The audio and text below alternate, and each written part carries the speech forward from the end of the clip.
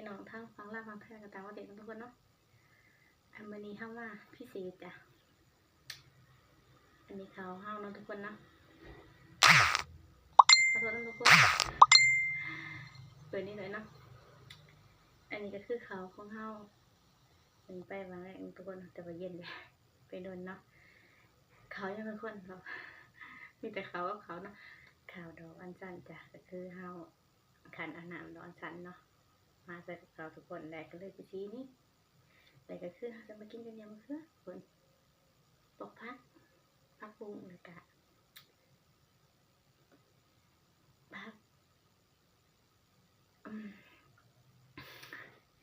ลืมชื่อแล้วทุกคนเนาะอันนี้ยังมืออันนี้พัก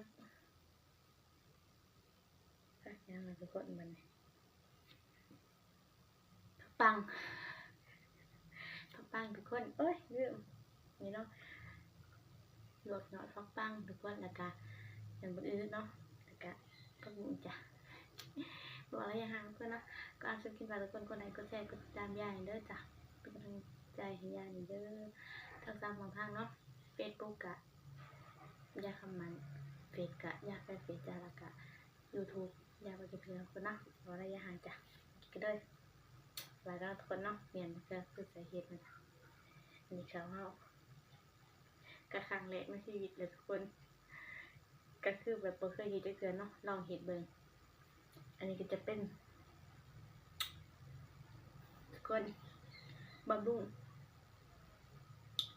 ต้านมะเร็งต้านโรคหัวใจซอยแก้ปวดเมื่อยได้ทุกคนเนาะสรรพคุณหลายอย่างทุกคนคือกินก่อนกินเขาเลยจะกินนะทุกคนเนาะจะได้กับพาทุกคนข่าวมาชมติดตามก็ไลค์ก็แชร์นี่ได้จ้ะเนาะเป็นกำลังใจให้ยายเด้อมากินกันเราได้ยายห่าง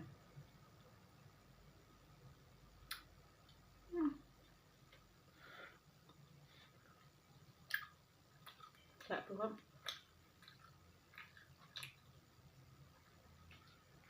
อันนี้คือเราตกหนัง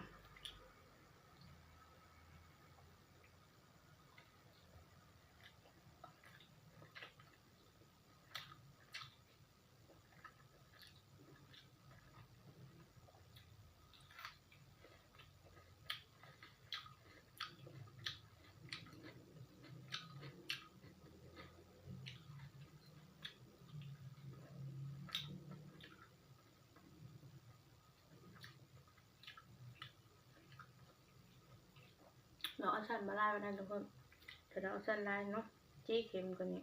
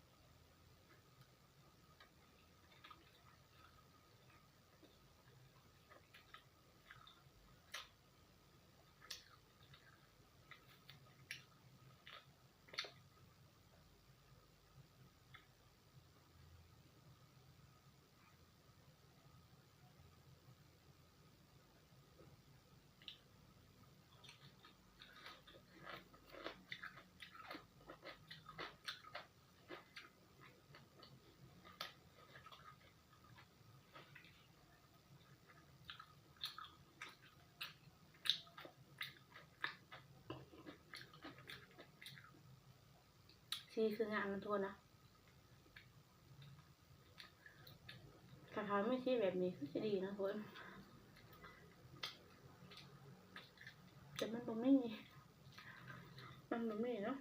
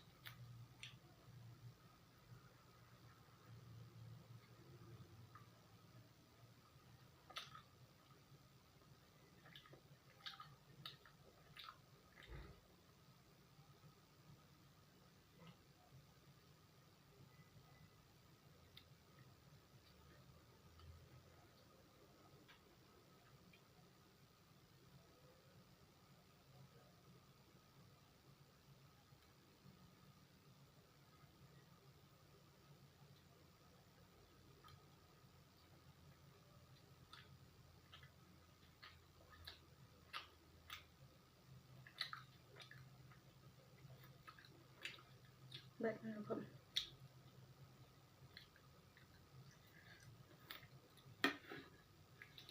เบิดทั้งเขาทั้งให้กินก็คือในกับพาทุกคนก็ไลค์ก็แชร์ก็จำยันด้วยจ้ะเป็นกำลังใจยันเยอะตั้งประจำลองทางก็นะเขามาส่วนกันด้วยจ้ะคือสวัสดีจ้ะบ๊ายบายโอ้ยลืมมาทุกคนเนาะนี่ยังทันไปทุกคนจะบอกว่าสอนบำรุงระบบภายในร่างกายของเราทุกคนเนาะอย่าลืม